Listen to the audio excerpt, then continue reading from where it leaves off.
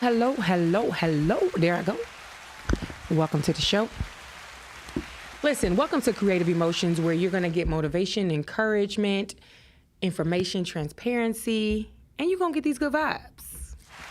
Okay? If you haven't already, make sure you hit that subscribe button, like the video when you hear something that you like. Make sure you share it with your family and friends. This is how we get the word around. This is a live show. You can call in at 313-266-2811. Again, 313-266-2811. This is a live show. You can follow me on all social media. My name is the same, Vaquita Taylor. I thank you guys for joining me. I thank you so much for all your support. I thank you for your views. I thank you for your like. I thank you for your comments. Again, make sure you share this with your family and friends. We're going to get right into it, okay? Tonight, we're going to talk about resentment. Today's show is about resentment. And I just want you to ask yourself a few questions. When did it start? What happened that caused you to feel this way? Is it a friend, a partner, family, etc.? Identify the source. Identify the source of, what this look like. What does resentment look like to you and for you? Because you may not even notice that is happening. You may not notice it, but I want you to be mindful of how you feel around people that you feel like may have done you wrong, or, different things have happened that you have not let go. Just pay attention to your body. Pay attention to your stomach. Your gut is huge with telling you how to feel. Sometimes listen to your gut. Listen to your heart. If your heart changes and skips a beat, or, it's tight, or listen to your body. Your hands clam up and, you start feeling away. Pay attention to your body. So again, we're talking about resentment, and how does that look? When did it start? Who is it? Who is the source? This is the purpose for this podcast. And again, hello, James. Thank you so much for joining. Thank you. Again, make sure you like, subscribe, and share with your friends and family. But again, I'm going to talk about different relationships that are affected by the silent and deadly killer that rips through time. It rips time away from us, from your loved ones, from people like I said, even if it's a friend, a partner, if you're married, it doesn't matter. This rips away time. And we have to be mindful of this time stealers. And again, time, that's one thing we cannot get back. So resentment is bitter indignation at having been treated unfairly. Wikipedia.com. This is from there. So some of the symptoms of that is you're disgruntled, having hard feelings, ill feelings, displeasure. I'm sure you will find yourself in a lot of things that I discussed tonight, because it affects us all. The reason I'm talking about it is so that we can be mindful of that and make sure it's not anything that's holding us back from the better version or the best version that we can be. So that's what this is about. So how often have you held on to feeling disgruntled and carrying it along your journey? A lot of times we carry bags that we should have left a long time ago. We carry on these heavy emotional burdens that we should not be carrying. It is not up for us to carry any longer. Don't let it take another millisecond from you. This is an encouragement to release those things, deal with those things, bring it out to the forefront. It's nothing that has happened that we cannot let go, especially if it's killing you, especially if it's hurting you. So that's what this is about tonight. Resentment often happens gradually, slowly eating away at your heart and your mind. Anytime, it's like now I'm so conscious with, I'm not holding anything against anybody. I want to remain free. If I feel like a person has wronged me, I don't try to rationalize it. I don't try to make sense of it. I just understand they may be in a different space where, they can't operate in a way to mend a relationship. That's a real thing. Some people don't have, those capabilities at that time to be able to sit down and talk, or, just have a good conversation that brings about change. So I don't take it personal anymore. I'm telling you, I'm like, okay. And there's so many more reasons for me to pray now. I find reasons to pray for people now. And that's, one thing when the Bible talks about it's better to give than receive, I think that's about prayer too. Like, pray for your brothers and sisters, your family, your wife, your husband, anybody that you may be holding resentment against. Pray for them people and see how your heart cannot stay the same. I bet any amount of money, your heart will not stay the same if you decide to pray for people before holding on to those emotions. But when it's left to fester within you, it can be devastating. When you really think about what somebody has done to you and you keep bringing up those feelings that don't feel good because it's a choice. So you keep bringing up the feelings and you keep playing it over in your head and then you adding to it or, saying what they shoulda, coulda, and woulda did. And now you mad about what they shoulda, coulda, and woulda did because that's what you made up in your mind. And now that's your whole main focus. That's your goal. Your arrow is pointing toward everything that you put in your mind about somebody added on to what they did to negatively affect you. And so you see how that's something that we can definitely take control over and change the trajectory of it. Now, if I have a thought and it's making me feel away, it can't stay. Hello, Mr. Fred. Thank you so much for joining me. Thank you guys for joining me. Make sure you share. Make sure you like and share. Thank you. But no, I don't know. I don't take anything personal. It is what it is, and it's a pleasant way to be, and we can love each other a little bit better, because of it. So again, there is no one cause of resentment, but most cases involve an underlying sense of being mistreated or wronged by another person. And again, this can be anybody. It could be friends. I had a friendship stop abruptly, back in the day, and I felt the way. I definitely felt the way because it was abruptly. It wasn't a conversation. It wasn't like, oh, I feel this way about you. It was just some sneaky snake probably dissing behind my back on some messy stuff, and it was nothing. And so I can say maybe I held resentment at that. But then I thought about it, and I was like, why? Why? Because people come in your life for different reasons and different seasons of your life. Everybody that you was friends with back in the day doesn't mean that they're supposed to be in your adult experience. Because some people don't know how to get out the past. So I thought about that. They probably only know the version that I was, and they probably wouldn't be able to understand or accept the person that I am. And so I didn't rationalize, but I just kind of made sense of it for me. And with that, I put my hands up, and I was good. And I wish them the best. And so wish those people the best. Those people that may have done you wrong, wish them the best, but don't do it from a fake, a little fake standpoint, like, whatever. But just really genuinely search your heart and think about that. Do you want anything to happen to somebody bad, or wrong? So just think about that. And, release people. Release them out of your heart, out of your mind. Why are they taking space?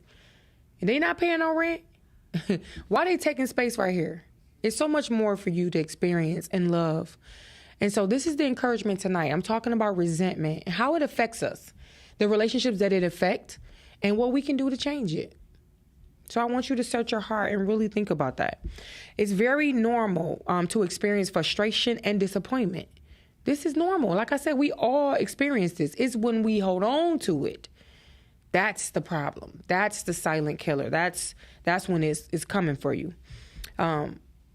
Again, it's followed by anger, disappointment, bitterness, and hard feelings. And that mixture, that'll have you looking at people crazy for real. You'll be like, I'm done with you. You ain't never, because we taking it personal. And really, a person is only going to be a reflection of what they are. And again, that's another reason for you to pray. If you know that people are, they nasty, they always angry, they always hurt, there's always something going on, that means it is something going on inside of them that has nothing to do with you. Absolutely nothing. And so with that, you can begin to pray, labor for those people, help them to be, a little bit kinder, help them to forgive, and, help them. When you push that prayer and that positivity, and you hold nothing in your heart, It's a freeing opportunity. It's an opportunity for you to grow and to teach others on how you did it. Because, honey, there is situations that resentment can be very much validated. When you can have your story about what they did to you and how they did it, and that was wrong, and you would never do anybody like that, and, all of these different things. But at the end of the day, you have to allow people to be people and learn the way they need to learn. But in doing that, that doesn't mean that you have to deal with it. And it really doesn't mean you have to hold it in your heart. I'm really big about that. James Freeman, how do you stop the resentment when you forgive them? You've moved on, but they are in this petty state. You don't have the issue, but they continue with the petty. Well, with that, you can't control what people do. People are going to be people. As long as it's not affecting your everyday life, this is for James. This is my perspective to answer to your question.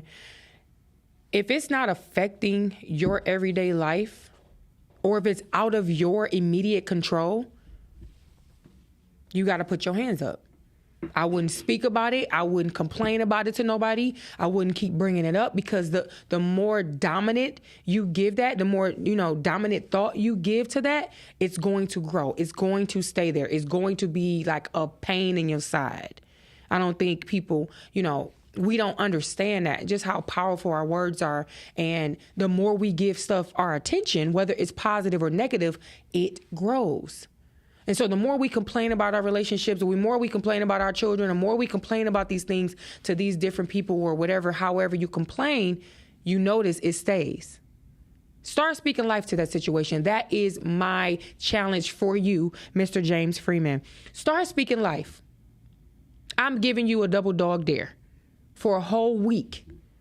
Start speaking life to that person, to the situation, and start speaking peace. Start asking for peace. Start praying for peace. Like, no complaining. Absolutely no complaining. 7 days straight. Go on a positive overload. Send nothing but good vibes to that person. And I bet you it's going to change. I bet you. I'm just saying. That's my challenge for you, James. I think it'll change. I definitely think it'll change. But there are a few triggers. Relationships with people who insist on being right all the time. It takes time to get to this place of maturity for you to really look at yourself and be like, do I have to be right? Or do I feel like I need to be right? Or am I operating like I need to be right? Guess what? I did that to myself. And unknowingly, I was operating like, no, you gonna hear my side and you gonna understand mine's is right. And so we can do that, not even knowing unconsciously, that's what we operating out of. Now, I don't give two craps. You're right.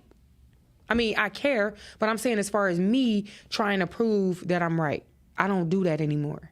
It's too much energy, and it takes away from the conversation. I had to tell a supervisor today.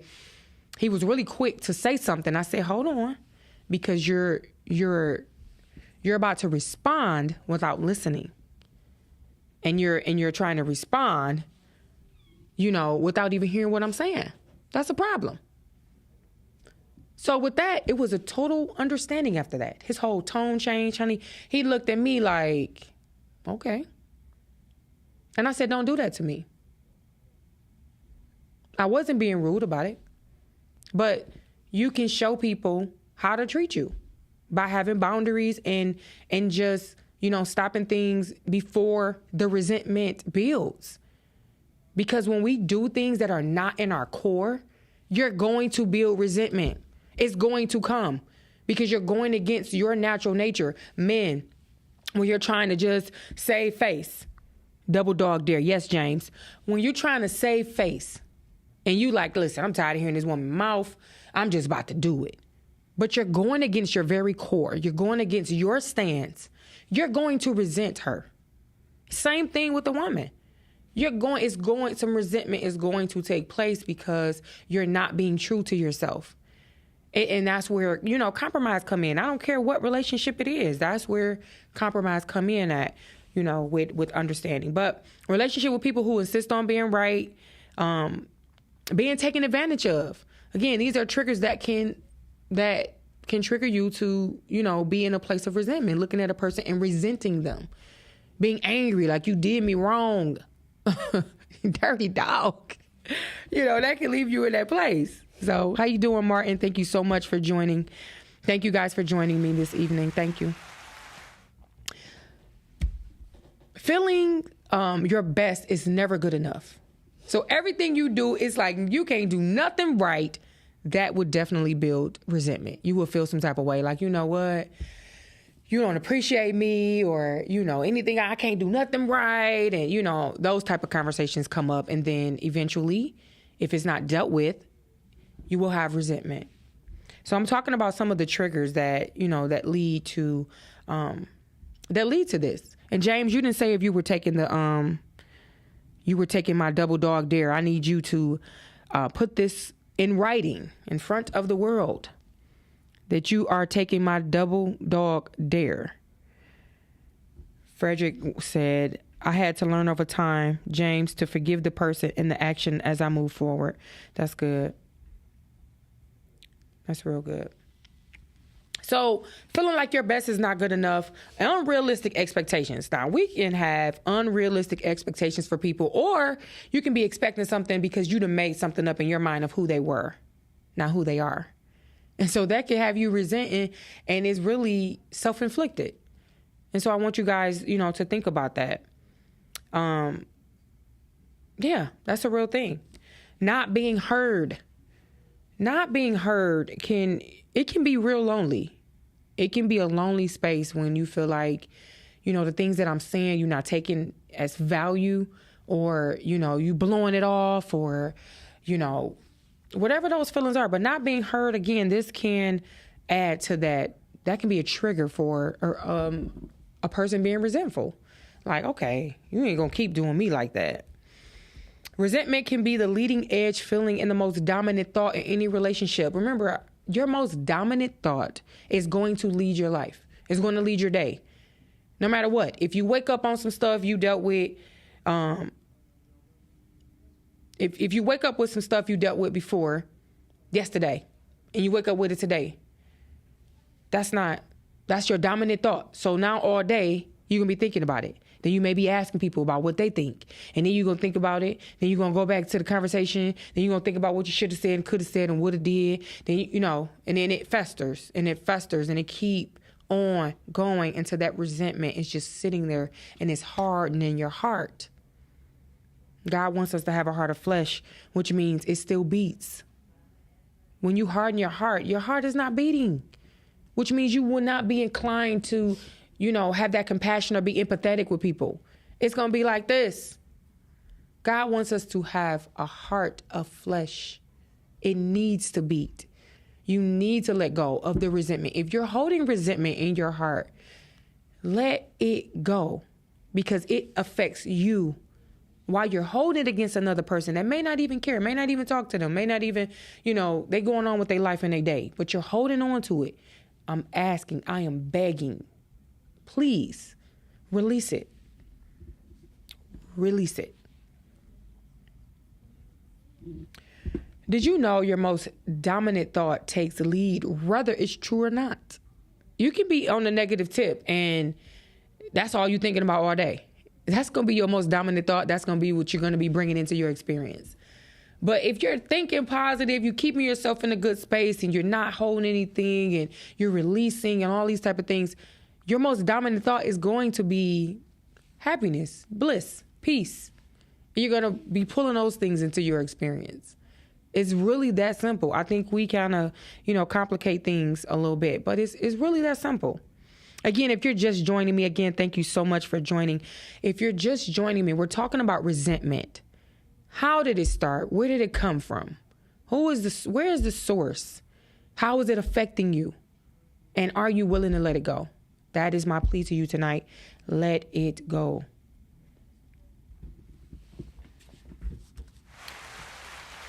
But when this happens, it's an automatic opposite team effect. It's no longer a us, but it's me and you, which is separation. When you think about, separation from people. That's how it happens. It's not a us, it's you and it's me. And that's not effective at all. It actually damages things. So according to BerkeleyWellbeing.com, and I quote, victims of complicated and harmful situations see no other way out than bottling their emotions inside of them. And when anger festers and grows without resolution, it can turn into resentment. And that's just how it happens. It happens really quick. It happens over time. Not really quick, but it happens over time. Over time, you'll be like, okay, that happened, whatever. And then something else will happen and you overlook it like, you know what? Nah, okay. Then something else happened and then now it's affecting you. And then, it's affecting you even more. And so when you think about this, it really dropped nuggets and it can build up. It can build up a whole barrier and you not even know it. And so, again, if you're just joining me, we're talking about resentment, how it affects you. Resentment is a choice. You can choose today how you look at a person, place, or thing. This is a real thing. James, I do it every day for years, and the petty keeps on and on. So I let it go, and they continue on. So I move on. I don't know, buddy. I don't know. I'm gonna have to give you a tutorial. I don't know, James. You do it every day. With what type of heart, though? What type of heart? Because you're speaking about this pettiness, and I'm sure you frown up when you say it because it's irritating. So how can you expect something to flow freely if you still have, a stopper right there with your feelings? That means it's not totally surrendered and released from you.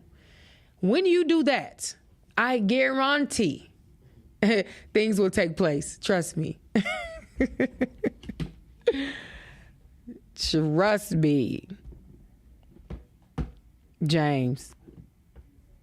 Sir. You got to release all the way. You can't say one thing out your mouth and then believe another thing in your mind and you have another thing in your heart. With that, we do not get the desired results. And so I want to challenge you.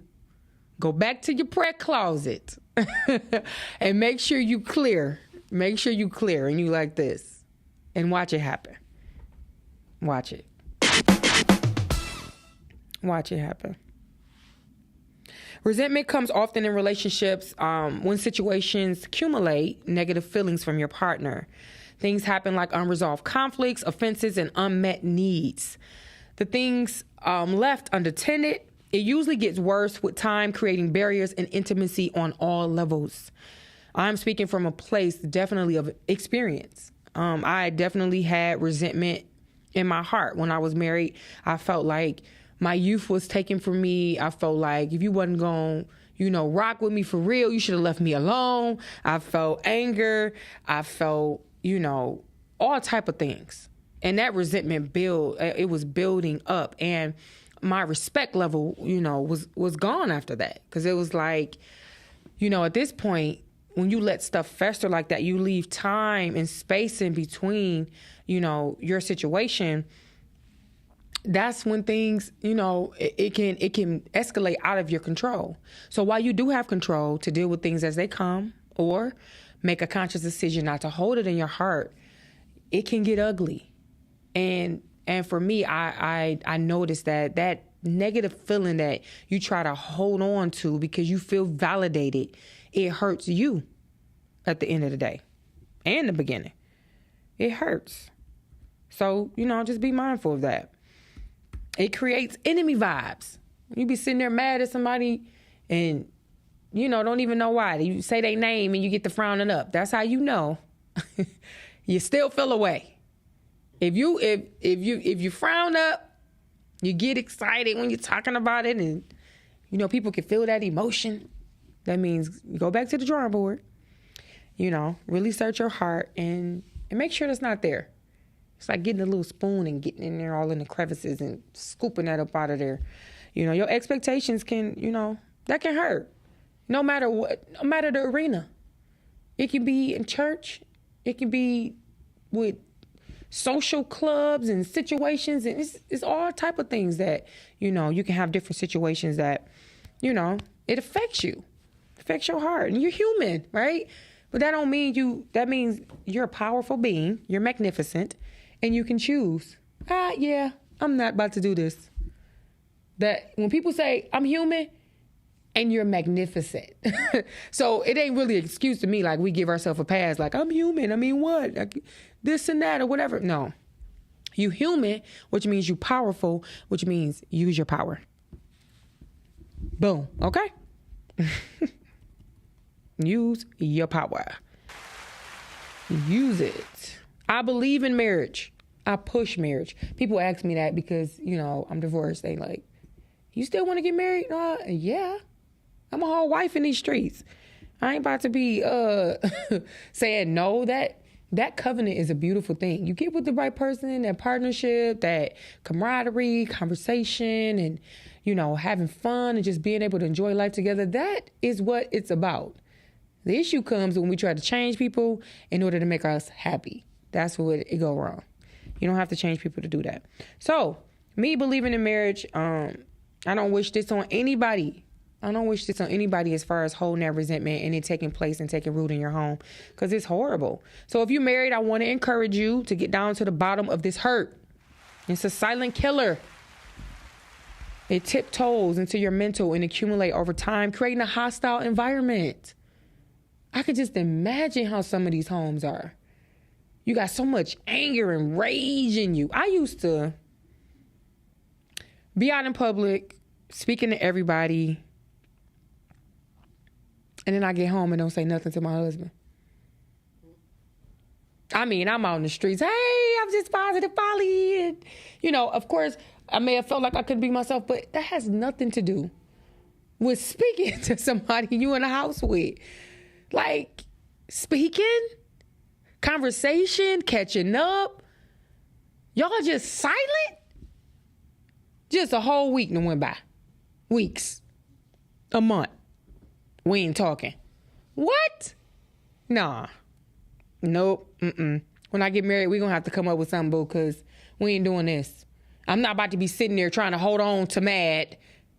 My chest hurting, my stomach hurting because I want to just love on you, but you acting crazy. No, I'm not doing it. Nope. A lot of times being in a relationship, when you see things not changing, it can lead to an emotional shut down. So please, hey, Eric, thank you so much for joining. Thank you. Venom. Yes. It's my bowling buddy. But yeah, please try to avoid these things. Retreating inward. Again, that you ain't talking and just being silent, that junk is old, okay? Like, nobody can read your mind. Of course, take the time that you need, but don't let that be, you know, the dominant force in your home, man. It's so destructive on so many levels, and I'm speaking from experience. It's so destructive. So try not to retreat inwardly. Try to, you know, deal with things, you know, as it comes. Usually, saying words like always and never, they are trigger words for anyone.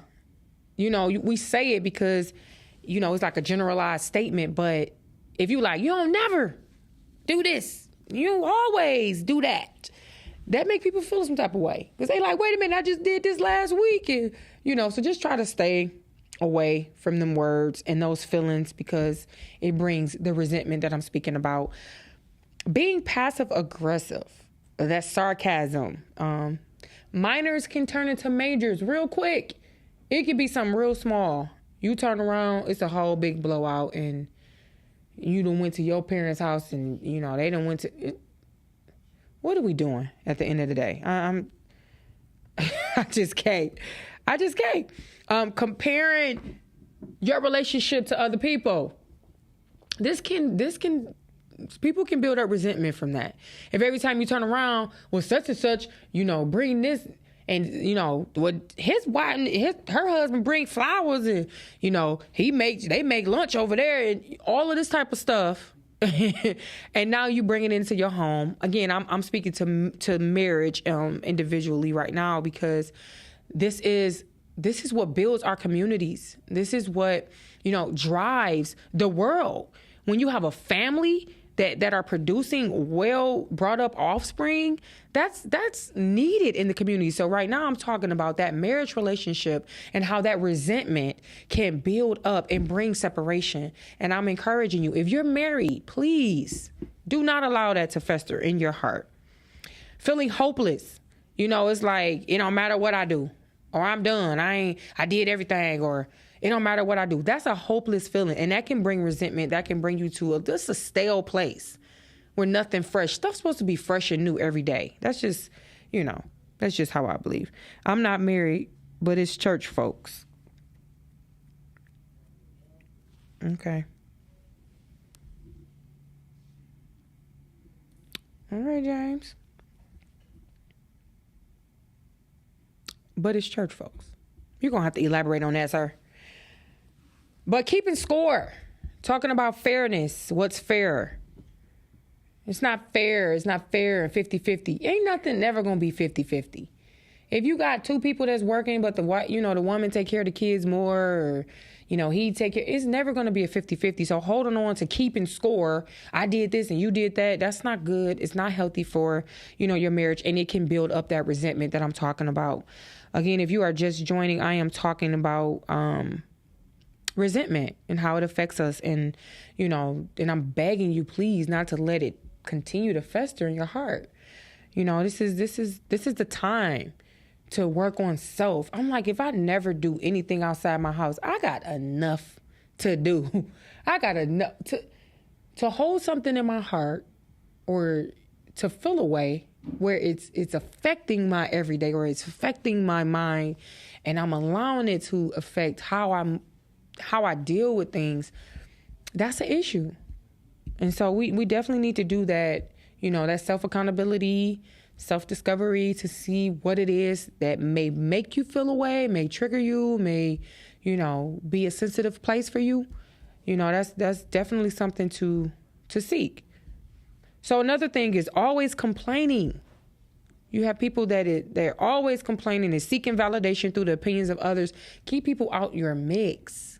But doing this, always complaining, that can build up resentment. That can make a person feel unappreciated, feel like there ain't nothing I do ever, is good enough or whatever. That can just be a ball of, balls of confusion. Exactly, Martin. Exactly. I'm saying things you can't retract. Threats. I just want you to know that your words have power. I think I talked about this on a previous show, maybe months ago, about me not apologizing. So it's not that I don't apologize, like I'm too good to apologize, but I'm very mindful of the words that come out of my mouth so that I don't have to come back and apologize. So that's why you should take time, think about your words before you say them, so you don't have to go back and try to retract some of the things you said, because some things cannot be taken back. Some things will hit a person so hard to the core of them, it will mess them up. It'll mess them up. It'll mess up their, their confidence, their self-worth. I mean, I seen it. Being a steward and having to deal with people on, a deeper level, seeing people messed up just off of the words somebody said to them. So your words have power. I just want you to be mindful of that. Your words have power. Your words can definitely affect a person to the core of who they are, especially if they're not strong enough to know that for themselves, which is not your, it's not your job, but just be mindful. Again, we're talking about not holding this resentment, and that was for married people. And so, another one that's really, really deep and really, really heavy is family. So resentment and family come from many things. This cut deep. You have a lot of people that are operating out of survival mode, because they didn't have the stability or didn't have that covering or, different things. And some people use that and catapult off that negativity when really we should learn from it, but they catapult off of it, and it stays in that negative space. Like, this is what you did to me. And so again, that's resentment. And this is what I'm talking about today, being able to search your heart and really think about how it's affecting you. And so resentment in family comes from many things. It can be the way your parents treated you when you were growing up, how they treated other family members, their behavior toward you. This can definitely affect you, and it can affect the way that you deal with other people too. Some people make a conscious choice to just be done with their family, and I think it's okay if your heart is not hardened and disconnected. When we're disconnected, it takes away from the very reason that we were created.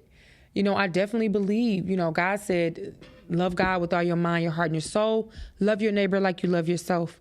And that is a commandment. And so it's like, God's word would not return void. And so being able to deal with the resentment, deal with the negative feelings, that would take you back to God's original intent for us. And that's to love each other like we love ourselves no matter what.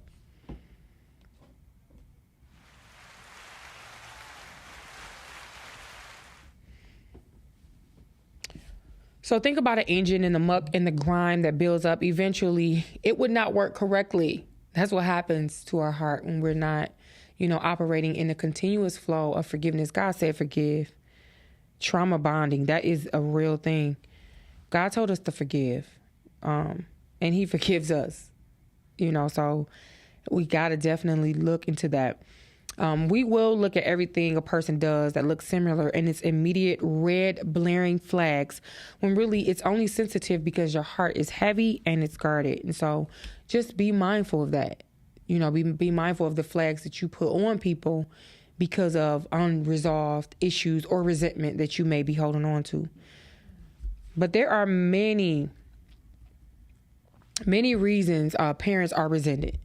A lot of people did not know how to truly parent, and they did the best that they knew to do.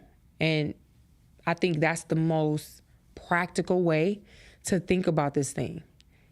If you have never been taught, if you have never had a loving parent, if your parent did not hug you, your parent was on drugs or whatever, never knew, and then they had a baby. Now they like, shoot, I don't know what, maybe I should do it this way. Or my friend she did it like this, and shoot, she got them kids to do that, so let me do it this way. You learn it from TV, you learn it from other people, you can't learn from the experience you never had.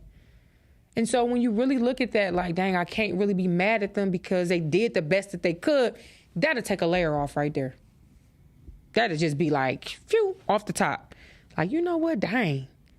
When you really think about your parents' past, you like, shoot. If you ever really just talk to them and if they had a different upbringing that affected them effectively parenting you from your perspective, if you really think about it and talk to them, you like, dang, that happened to you?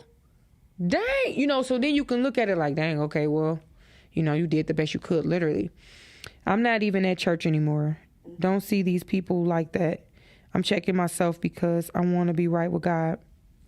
Okay, that's fine. And I know it can be a lot of fakery in the churches, a lot of foolishness in the churches, a lot of hoopla in the churches.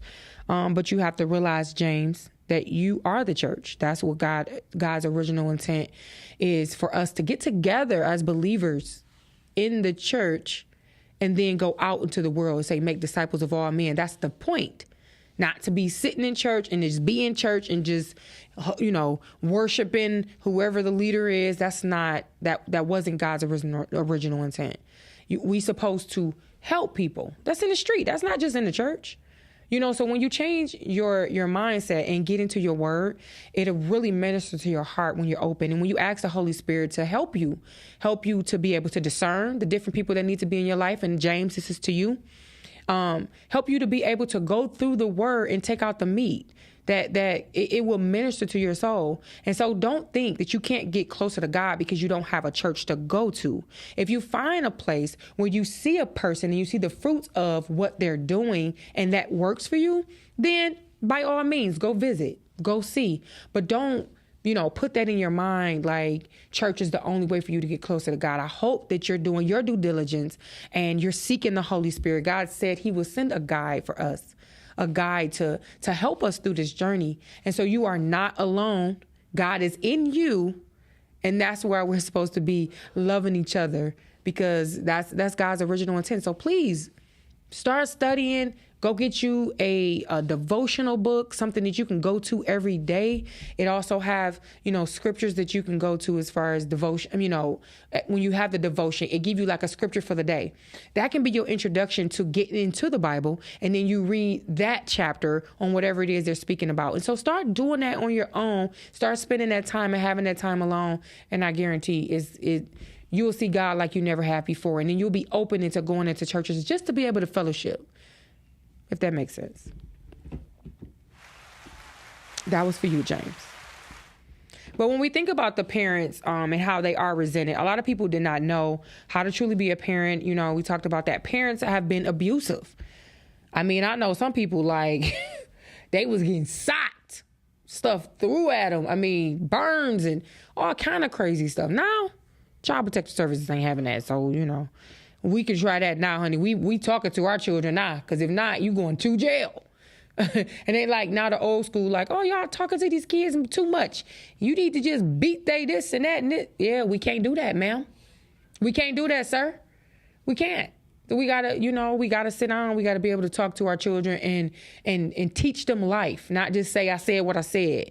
And that's just my perspective. I know, everybody's different. Everybody raised their children different. But back in the day, parents may have been abusive, neglective. And this caused people to resent their parents. Emotionally distant. You can't even have a conversation with them. It's like dang, you can't talk for a second.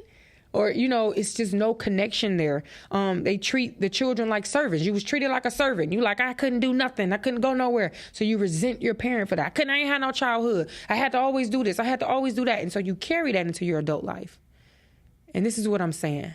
Let that stuff go. It's not effective. It is not helping you. It is hurting you. Failure to provide a stable home environment.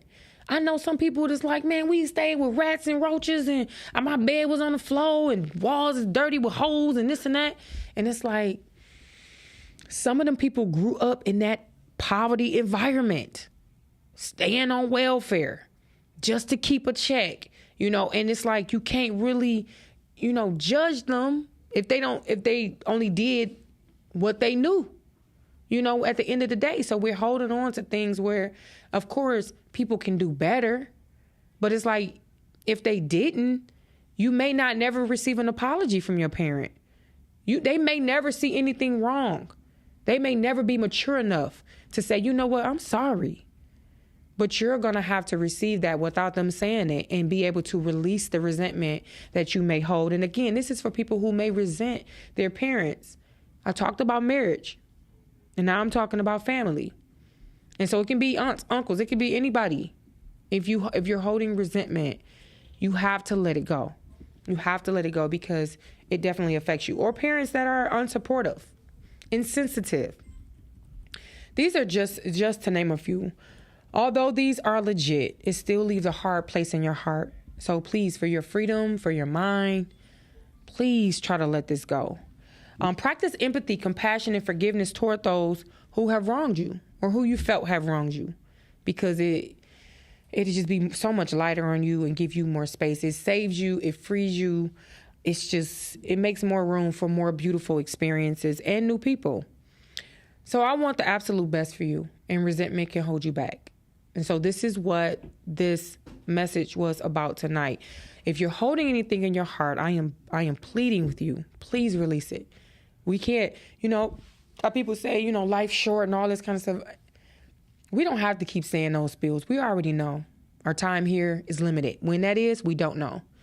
But every day, if you're living in a space where your heart is at peace, your mind is at ease, you're moving forward in purpose, you're doing the things you love, you're loving the people around you, you're inviting in new people. If anything happened, you have lived a good life. You have done the best you can. But if in this moment, you know that you're holding on to something, you know that your heart is not right, you know that your stomach hurt every time you talk about something, you know your mind is kind of going over it over and over and over and over and over, get that right. Get it right for you. If not nobody else. It don't have nothing to do with nobody else. Get it right for you. So choose today to actively and intentionally acknowledge it in your heart and release it. Freedom comes as a result. So there is a quote from Ashwarn Aknath. Those who give up resentful thoughts surely finds peace. And so I want to leave you with that thought. Again, I thank you guys so much for joining me tonight. Make sure you meet me here every Wednesday at 6 o'clock. And when you do, if you're new here, make sure you leave a comment if you like what you heard. Share it with people that you know if you're having these conversations. Share it with your people, okay? Guess what? I love you and there's nothing you can do about it. Thank you so much for joining me. Peace.